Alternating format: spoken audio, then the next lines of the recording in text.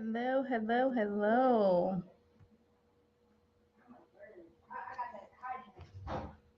Welcome, welcome, welcome. This is Coach Marlena Cole, and this is live on How to Meet a Man on Your Level, finally, for professional women. I am going to let you guys come on in. If you're coming in, if you're watching the replay, make sure you type replay so that I'll know that you watched the replay and that you're rocking with me. Uh-huh. See, let me just check all of my stuff, make sure I am on. Should be on.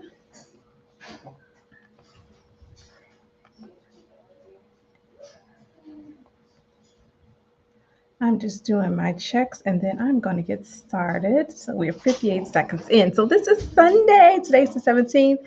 And I want to do these on Sunday. My plan is to do these um,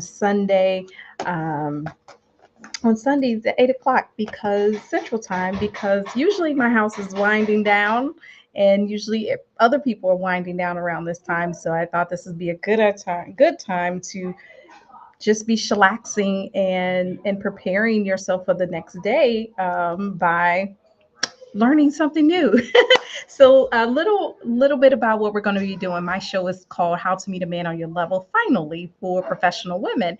And a lot of the clients, I'm a certified life and relationship coach. I am specifically a master energy coach. So I help women with their energy being the way they think, the way they feel, how they see life, their perspective, and teaching them how to use that energy to create what they want in their life, to feel stronger, to feel more confident, to feel like they're able to, that they're worthy enough for whatever it is that they want. And particularly, we work around relationships, but I have a philosophy that life equal relationships and relationships equal life.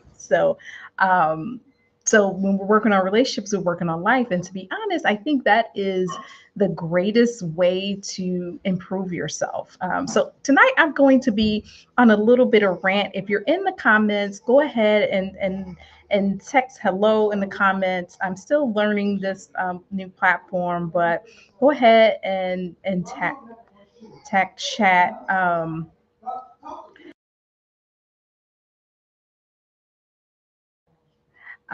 So hopefully I can see your comments coming up, and I'm going to test this. Hey, test.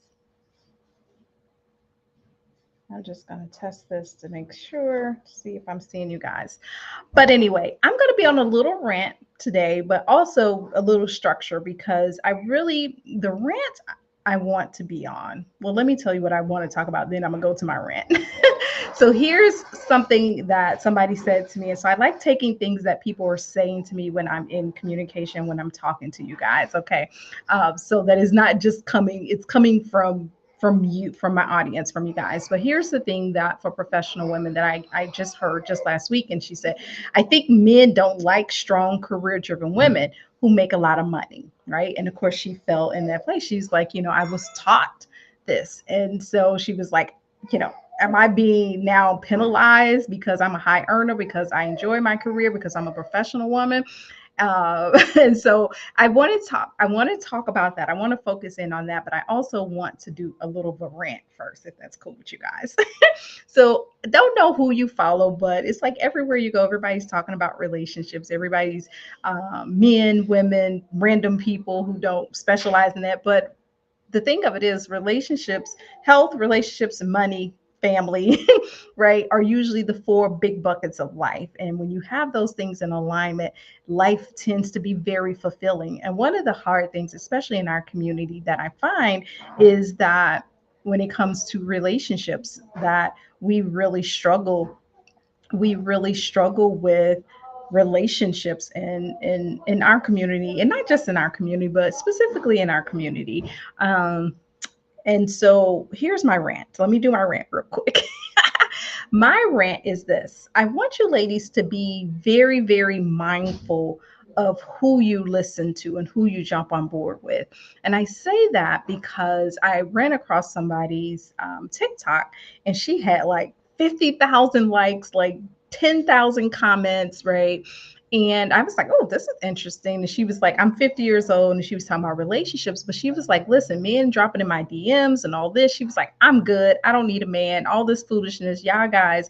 Right. And people were jumping in the comments like, yeah, I'm done with men. Single for life, 47, single for life. I don't have time for it. And I just want to do my rant on this real quick because it reminded me of what our parents used to tell us. At least my parents told me this, and I taught my daughter. It's like, don't follow everybody because you don't know what's going on in those people's households. You don't know why they are doing the things that they do, right? You don't know what's happening. And I used to tell my daughter, and we ain't got no foolishness going on in here. So don't go acting crazy because your friends are acting crazy. And so here's what I'm saying to you, ladies. There is, for those who want a relationship, and even if you're not ready for a relationship right now, I'm still saying this to you. You have to be very mindful, like very careful of who you listen to, what you jump on board with, because you can be cursing your own life in a sense, right? You can be blocking your own blessings. Even if you don't want a relationship now, you don't know how you're going to feel in 3 months or 6 months or a year. And if you start speaking death out of your mouth, like, I don't want a relationship, these men are this, I'm 47 and single for life, right? And so this particular lady was saying all these things, got all these comments and people jumping in there. And maybe that's how she truly feel. But I got curious. I was like, well, what is it? Why is she saying this? So went back through all of her feeds, and I seen where she was posting how she was in a very physically abusive relationship. And I don't know what else came, but she had like two giant black eyes. I mean, her face, somebody had, her ex-husband had like beat her to a pulp. And so she was recovering from, and so now she's on her journey. She showed her whole story of her journey. Now she's healthy and out of that relationship. And so it totally made sense to me, depending on when that happened. And it didn't seem like it was had been 10, 20 years ago, right? It seemed like there was just a few years in between that, based on just kind of how she looked and perform, transform. But it made sense that she felt like, listen, no random guy can jump in my box and get me on board and fall in love because of what she's been through, right? If you've been through a physically abusive relationship, it totally makes sense, depending on when it happened, where you are in your recovery, what is now your ingrained default thought about relationships and men, that you would have this sense of, I'm good by myself. I'm never getting into a relationship, right? Because that is very traumatic. And I'm sure she probably has some post-traumatic syndrome happening there, right? So there's a lot that she would have to go through to get to. Now, let's talk about you, right? Maybe you've been through that. Maybe you haven't, but you can't jump on board with everybody who's saying, especially if you haven't been through anything traumatic, right? You can't just jump on board like all those men and, I don't want a man because it sounds so popular. You got to go to the root of why this person is saying that, right? And not just get on board, because you can be cursing your own blessing of what you truly want. And it may seem like the popular thing to do, to, I don't want a man, don't need a man, these men out here, right? The fact of the matter is, you only need one man. So if the 1,000 men are terrible, who cares? If 1,001 guy is not bad, then you get the one. You only need one. That's true, right? You only need one. You don't need all 1,000 of those men who are maybe no good, right, to be your man, to be your husband. You don't need that. You only need the 1,001 that is a great fit for you. So that's going to be the end of my rant, is to really just watch what you're saying and don't curse yourself, jumping on board with everybody on social media telling their story, because you got to go back and see, why are they even saying that?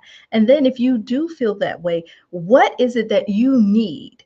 Right? What is it that you need to be able to move forward, to be loved, to receive love, to give love, to feel safe and being loved? If you were in an abusive relationship, what do you need now in order to feel safe to be in a healthy relationship? What tools do you need? What healing do you need? What new perspective do you need? Right? Because that was a point in time that happened, and you were a certain person at that time. You're no longer that same person. So you got to learn to be able to trust yourself, to be in a relationship that, for one, that you deserve, that it's enough. Two, that you are enough, that it will give you exactly what you need, that it won't be abusive. First, you got to be able to build self trust in yourself with that. And then two, what's next? Do you need therapy? Do you need coaching? Do you need to build your your discernment, right? Do you need to build your sense of discernment, right? Because when you stay in the future or in the present and build your present and your future based on your past, that's not the way God made us, right? He made us to be able to take a licking and keep on ticking, not to say, right? I mean, but truly, we are built to be able to heal and move forward. We're not built to be stuck in time because of some terrible situation that happened. We're built to keep moving, to heal, and to grow, right? And it always makes me think of, I'm not going to go to this, sir, but that's that, right? That, put some hearts up, put some in the chat if this is making sense, even if you're watching the replay. Um, let me know what you're thinking, if this is resonating. That is my rant. All right. So let me talk about, let's go to this topic, and I'm going to just hit it real quick to keep these as condensed as possible so that way you can easily watch the replay. So I want this comment that was made. I think men don't like strong career driven women who make a lot of money. And this is how you feel. So if you're thinking this to yourself, if you've thought this or you're saying this, again, it's all on the internet. And I just disagree with that. Now, there may be certain men who don't like women like that, which I think those are very few, honestly. I think that's very few men, right? I think the narrative has been painted, especially against Black women, that, oh, because, you're career driven, because you have a degree, that somehow, you lead with that's your whole identity. I have coached for the last 6 years dozens of women, professional women. My women, they're leaders, they're senior leaders, they're managers, they're, high six-figure earners, very professional women, very successful women, and not just in careers, but in other areas of their lives. And I have not seen where their whole identity is wrapped up in who they are. Now, I've seen where there are some strong ties to their identity as a career person because they've worked their freaking A off to get there, right? And so, yes, they're very proud. They are very excited about who they've become and what they've accomplished as well. They should be, right? But they're not in relationships like, and I'm sorry, my bird's going crazy. Hold on, y'all.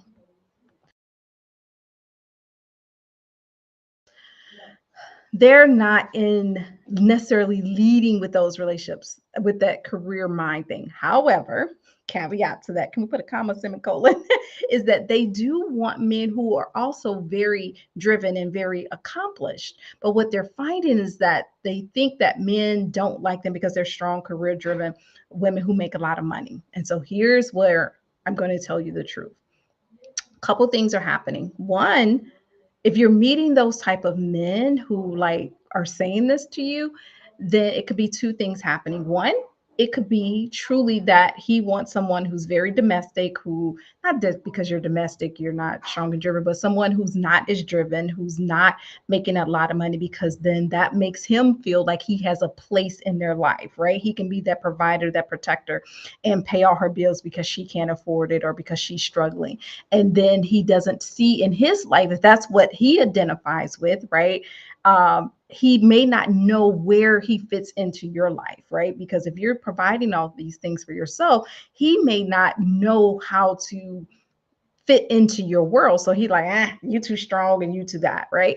That's one side. The flip side of that coin, it could be that you really are so tied to your identity as a, whatever your career title is, whatever, how much you make, you're so tied to your identity that it's like tunnel vision, right? You only see right here in this little vision. You're not seeing the whole of you as a woman. And a lot of times, if you've been single for a long time, or like I was a single mother, you can lose that identity as a woman, right? As the soft, feminine woman that you are, who do need a man, who do need help, right? Who do love being loved, right? Love being romance, love being seen, love being heard. You could have lost that part of you because you've been so busy taking care of yourself or taking care of your kids, working in survival, climbing the ladder, getting a degree, being very disciplined in that, and then cut all those things out. So your identity can be so tied in that you're leading with that energy.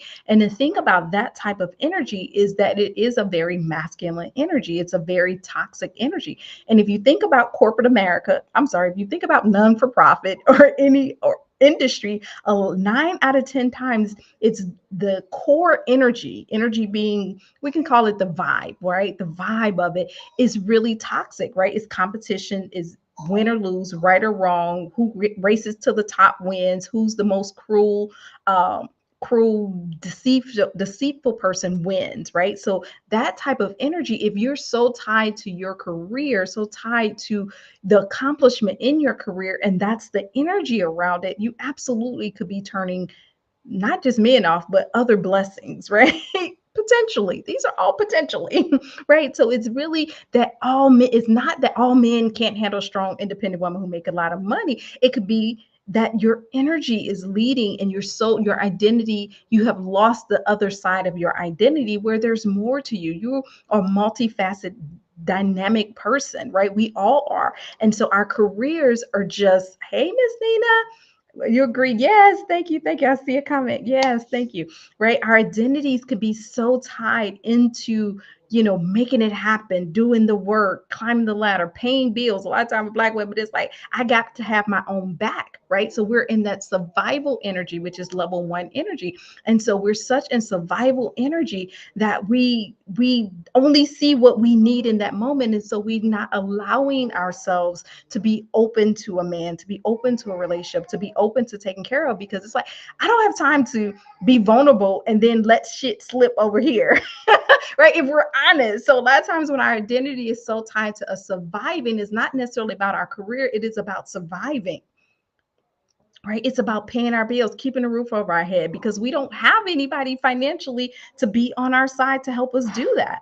So what do we do? You keep hustling, you keep grinding, you keep fighting, right? That is the key energy. A lot of my women come to me, they're fighting in their life, and they've become so used to fighting for everything they want, fighting to be seen, fighting to be heard, fighting to be relevant, fighting to fight against the oppression and injustices that are happening in this workplace, that their whole identity has been sucked up into this catabolic, what I call catabolic energy, right? Which is draining, destructive energy, right? And they have lost the sight of who they are. And I call who they are their Eden presence, right? Who were you in the Garden of Eden? Who did God create you to be before the hurt, before the betrayal, before the abandonment, right? Before feeling like you're not good enough, right? Feeling like you can't get it right. Who were you before all of that? Or who were you meant to be before all of that? Because that is what we need to rediscover before we even get into a relationship, before we start talking about marriage, right?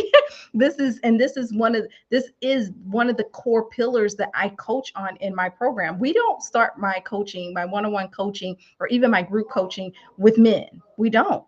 Now we get the outline of what's happened, but we start with who you are, who you want to be, and who you could have been, right? And then you get to a place where you make a decision. And to me, a decision is cutting off all other paths, right? You make a decision of who I want to be now.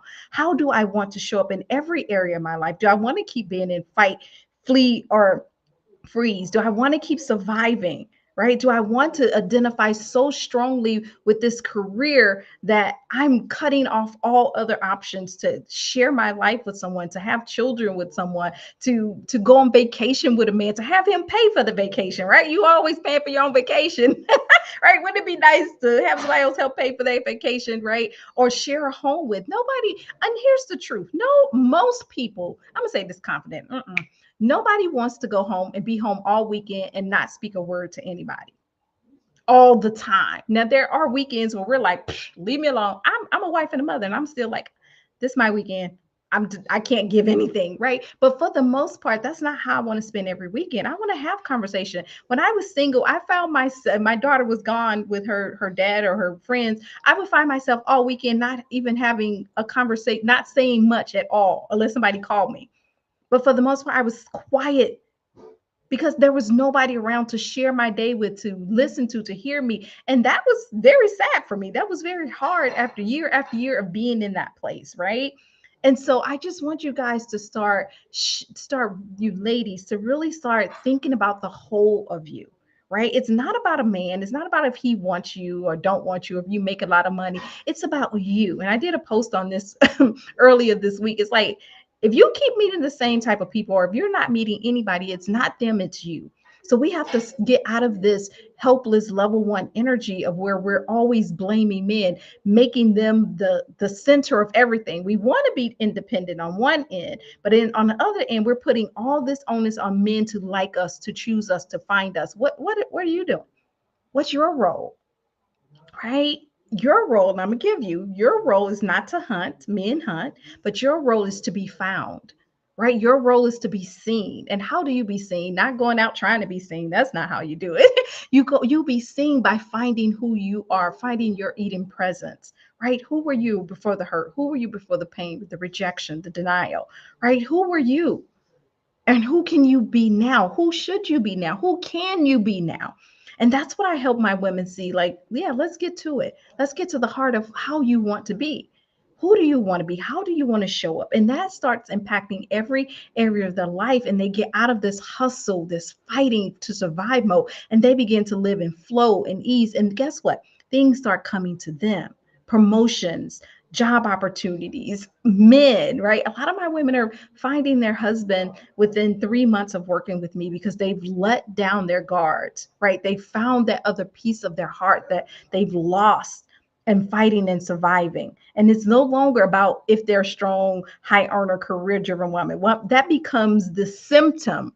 That's not the root cause, right? That's like if you have a headache, the pain, the headache is a symptom of something else happening in your body, the high blood pressure, not enough water, too much salt, right? But if you only treat the pain, you never get to the root cause. It's going to cause more issues. And that is exactly what I'm seeing happen in the lives, in the relationship aspect of my women lives who are professional women driven, right? The singleness, the meeting men who won't commit, the meeting men who are not on their economic social status level is really a symptom of a root cause because you've lost your identity as a woman. You've lost sight of your Eden presence.